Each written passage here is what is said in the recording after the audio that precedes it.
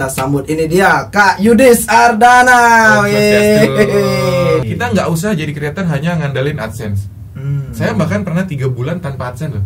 Jadi ceritanya itu dulu aku ikut. Jadi saya dulu kuliah. Kuliah tuh nggak punya uang, masih kayak uang jajan dari orang tua, itu pun pas-pasan karena saya harus bayar kos dan sebagainya. Jadi saya punya akun YouTube dari tahun 2008. Isinya itu semua demo trik-trik sulap yang kita jual. Jadi dulu ketika 20.000 follower baru bisa beli kamera ya. Ya, Kak Yudis Ardana.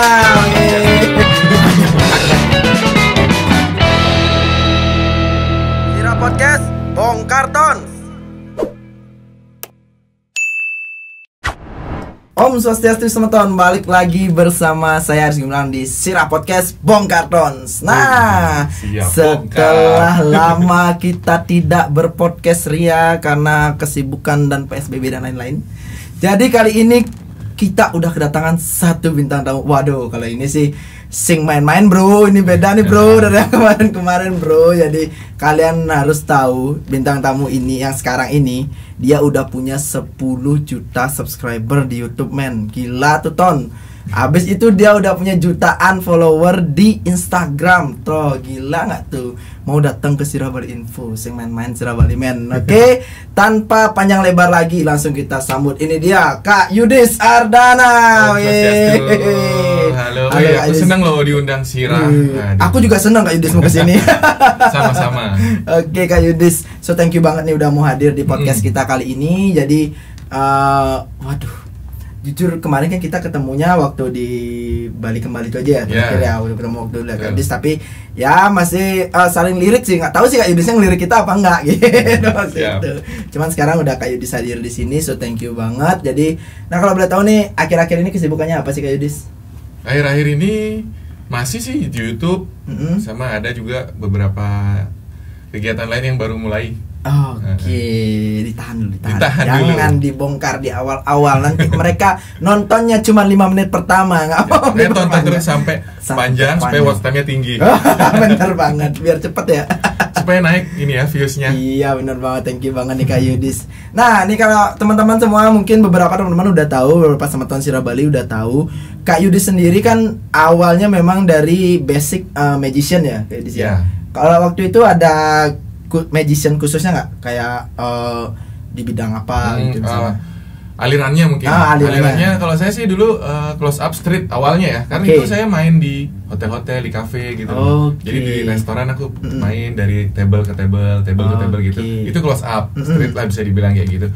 Tapi kalau di YouTube waktu itu saya bawa sulap ke YouTube awal-awal itu enggak, itu aku bilangnya kayak social magic.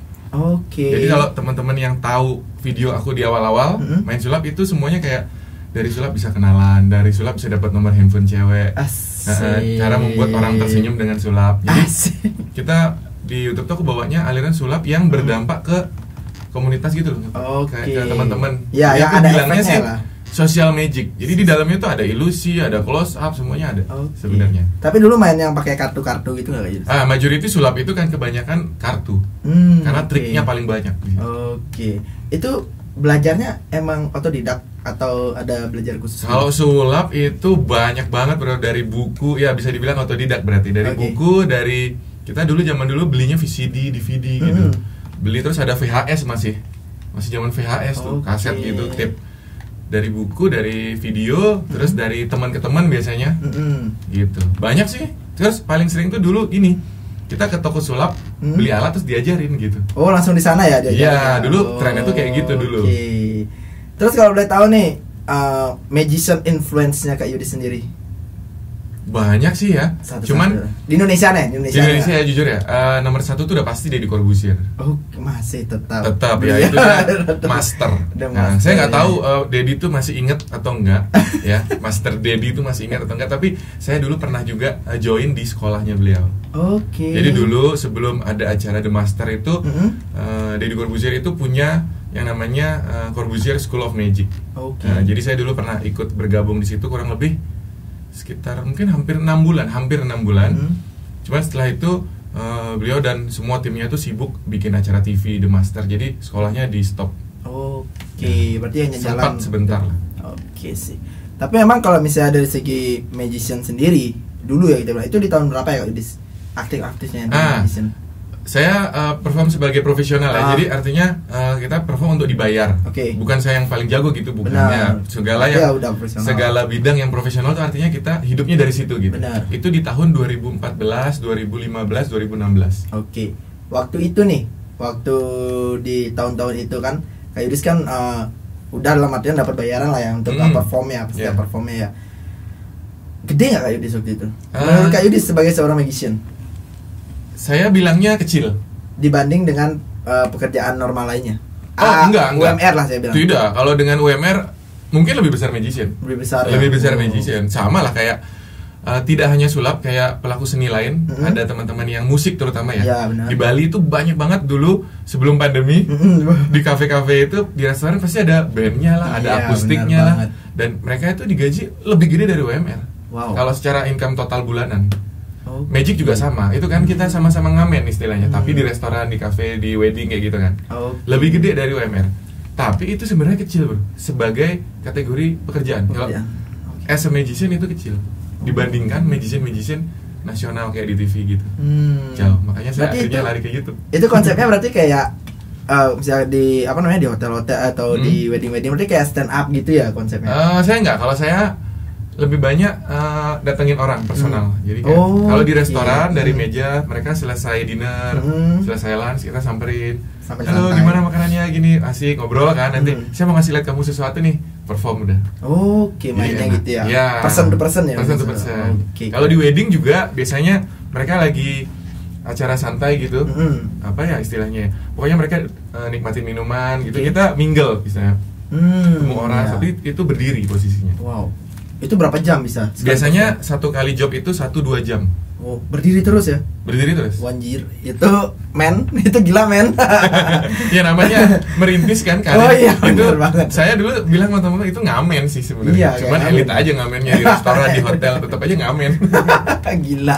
Tuh, Ton, sekalian harus tahu nih. Jadi Kak Yudis itu sampai di posisi sekarang itu nggak gampang men, nggak semudah yang kalian kira gitu. Tapi itu butuh perjuangan ya.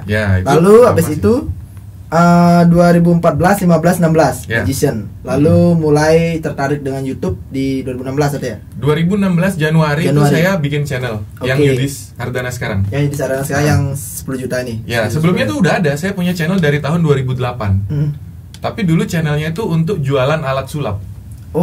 Jadi saya itu awalnya sambil kuliah jualan alat sulap buat cari duit kan. Saya jualan alat sulap mulai tahun 2008.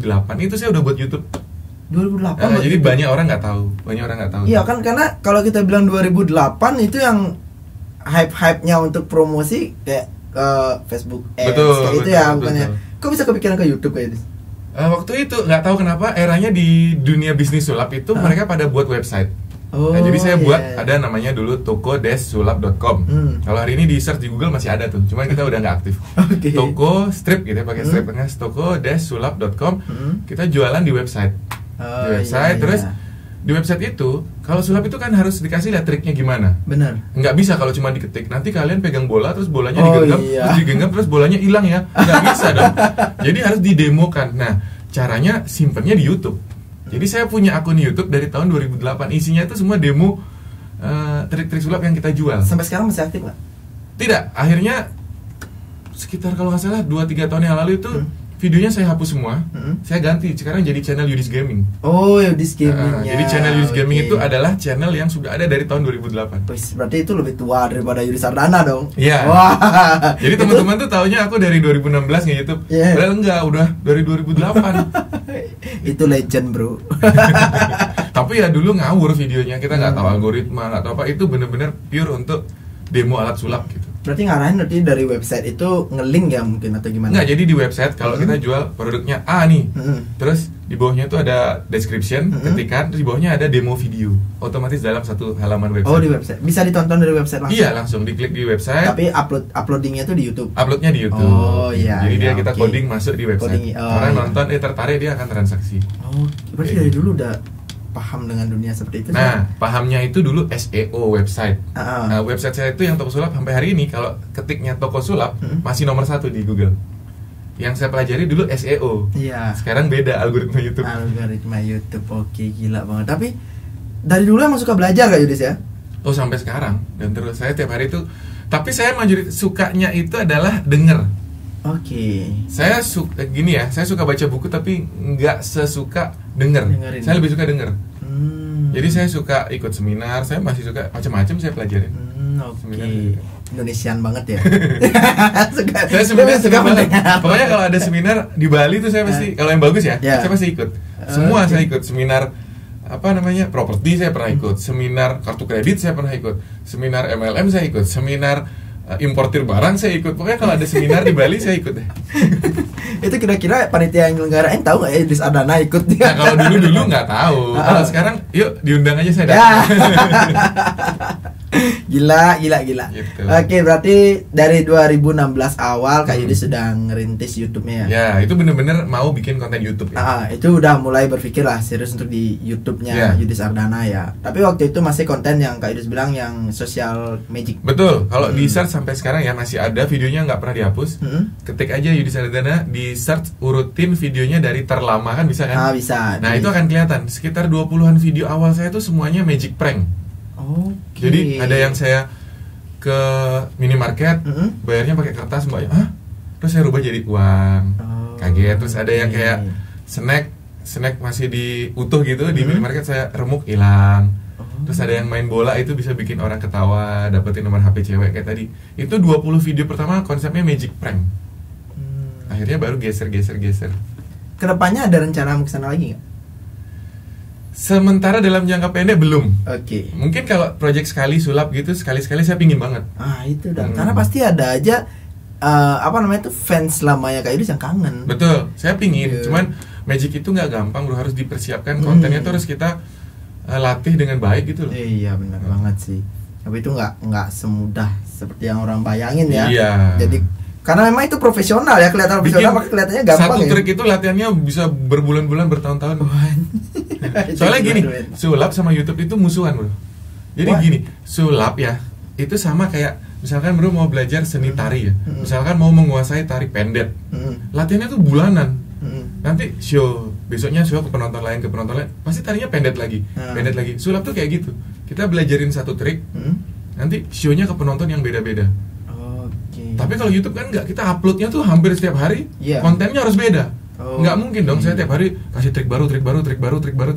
Kapan latihannya? Oh iya benar banget. Pantesan The Master of Magician berubah aliran ke podcast ya. Wah kalau gitu beda ya. sorry. Beda cerita. Tapi keren banget sih. Di 2016 awal itu naik YouTube. Kira-kira. Tapi waktu itu masih suka gini nggak? Ketika beralih ke YouTube itu masih suka jadi pesulap? Masih. Sampai sekarang juga masih. Yang penting waktunya cocok. Iya, sialan kalian harus tahu ya. Yang penting waktunya cocok. Iya, waktu men. Tapi kalau saya diundang offline, jadi gini, YouTube itu ada satu rahasia yang orang tuh banyak nggak tahu sekarang. YouTube tuh kita kalau mau jadi creator ya harus punya core skill offline. Core skill offline. Ya jadi mungkin kayak Bro Aris kemampuannya di bidang komunikasi. Ketika offline di luar YouTube, bro bisa jadi host, bisa jadi interviewer lah misalkan gitu. Nah, kreator semua itu sebenarnya harus punya core skill offline. Nah, saya kalau diundang offline itu biasanya ya sulap. Oh iya benar banget ya, karena kan pasti akan ada ya. Benar banget ya, nggak mungkin konten kan? Iya, konten saya kan vlog, eksperimen. Benar. Kalau diundang offline saya ngapain? Saya sulap. Dan selalu di tiap tahun itu dulu YouTube Fun Fest saya sulap. Berarti trik-triknya masih ingat? Masih, cuman ya tiap mau perform harus dilatih lagi. Latih lagi ya, nggak bisa langsung. Karena tidak sesering dulu melakukannya. Benar banget beda sih emang gini ya feelnya. Jadi, tapi waktu itu YouTube udah berpenghasilan belum? Atau dari mana nih? Kalau udah tahu, kapan? Start dari misalnya 2016 kalau dia pertama Yudis Ardana YouTube. Itu Kak Yudis mulai mendapatkan hasil di bulan keberapa? Mungkin kalau nggak salah ingat di bulan ketiga kali bro. Ketiga? Iya. Itu senilai berapa kalau? 1 juta. Udah 1 juta ya? 1 juta. Di bulan ketiga? Iya. Kan soalnya gini, di YouTube itu minimum income kita terima tuh 1,3 juta.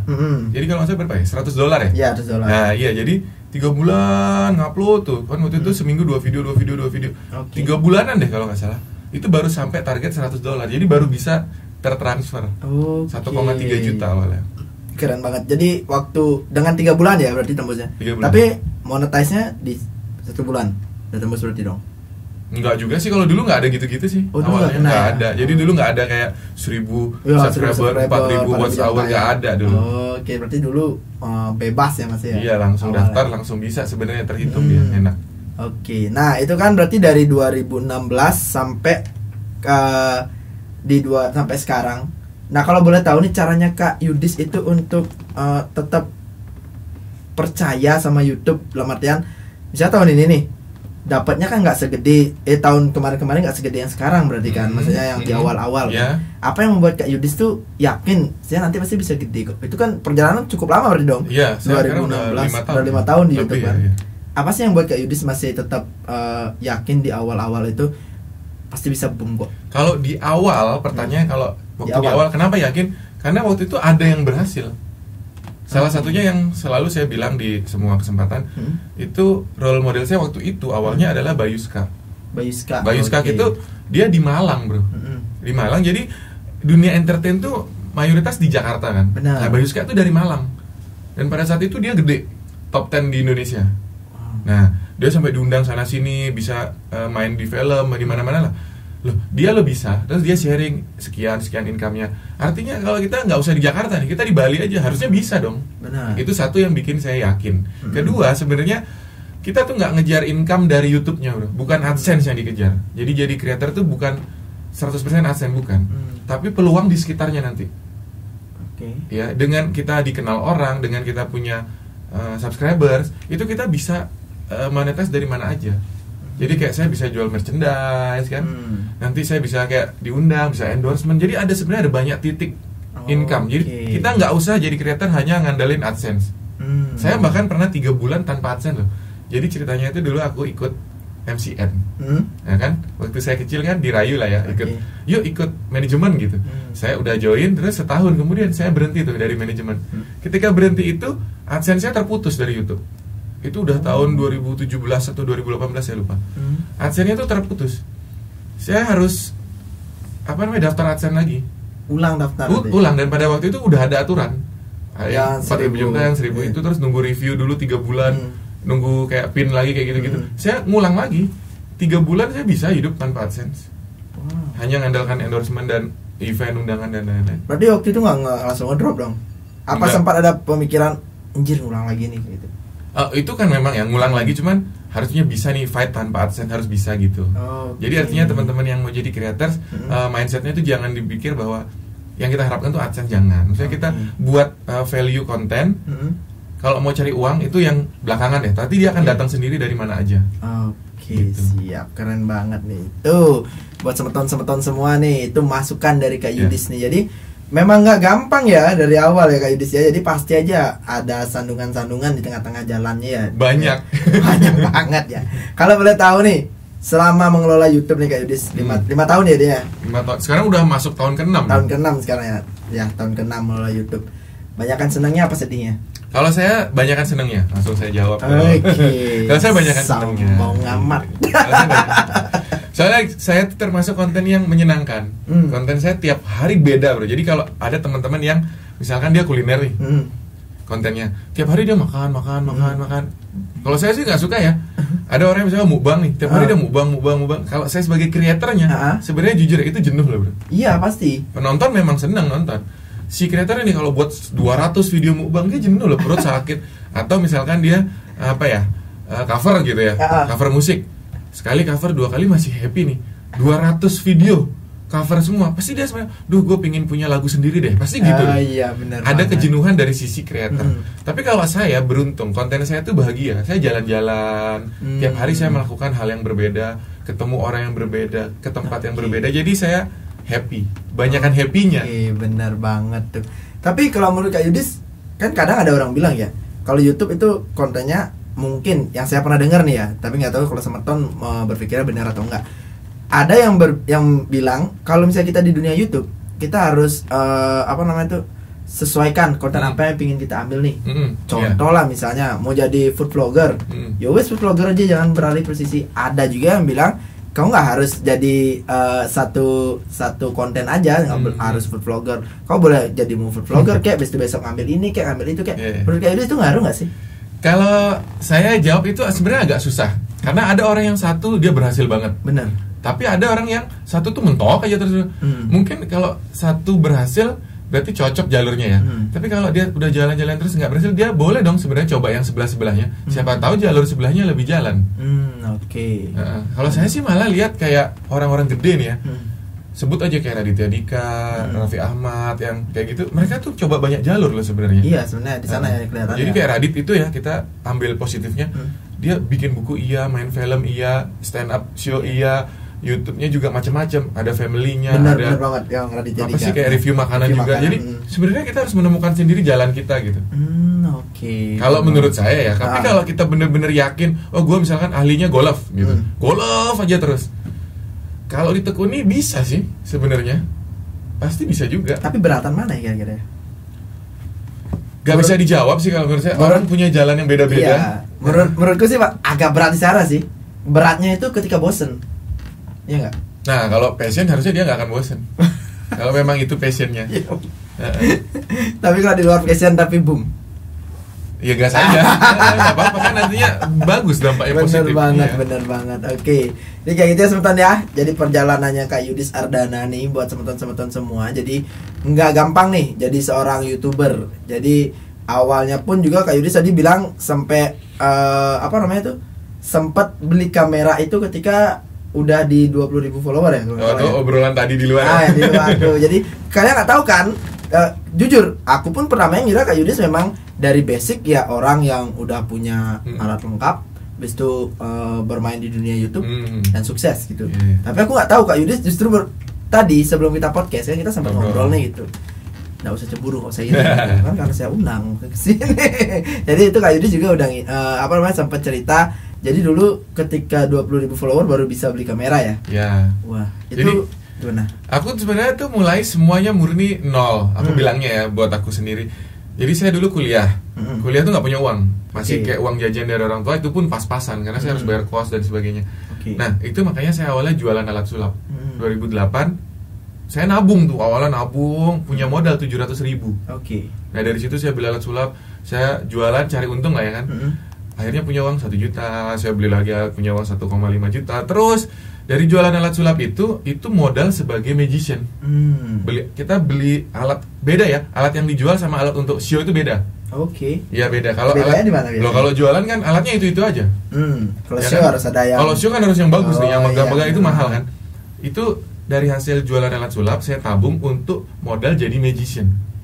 Jadi dari magician itu tabungan saya untuk modal jadi YouTuber awalnya. Saling berkaitan. Kan bersambung pekerjaannya. Cuman awalnya itu saya sewa kamera. Jadi buat YouTube 2016 itu kita sewa kamera, sewa lensa. Waduh. Sewanya dekat sini juga nih. Itu nggak gede biayanya? Enggak kan, syutingnya kan seminggu sekali. Langsung shoot 3 video.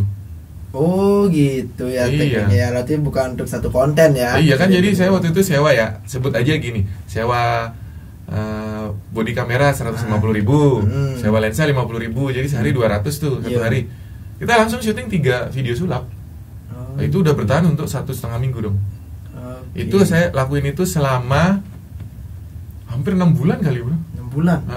Wow. Tapi dicampur ya, artinya ada yang saya pinjam juga kamera gitu, ada yang pakai kamera jelek juga. Beda-beda. Terus saya waktu itu janji kalau YouTube ini bisa tembus 20.000 subscriber, saya mau beli kamera deh gitu. Maksudnya kamera HD gitu. Ya akhirnya tembus 20.000 subscriber, saya baru beli kamera. Mereknya C itu. Waktu itu belinya itu C. C ya. Ada serinya tuh 80D gitu. Itu ya. Itu mah nggak usah diungkapin, orang udah tahu. Pernah nggak sih merasa ngap gitu biasanya? Enggak sih. Nggak pernah ya? Saya dari awal itu ya cita-citanya pengen terkenal saya. Tak lihat aktif di dunia investasi nih. Nah, di dunia investasi. Sampai tim-timnya semua diajarin saham, sampai nyari mentor. Ya, Kak Yudis Ardana.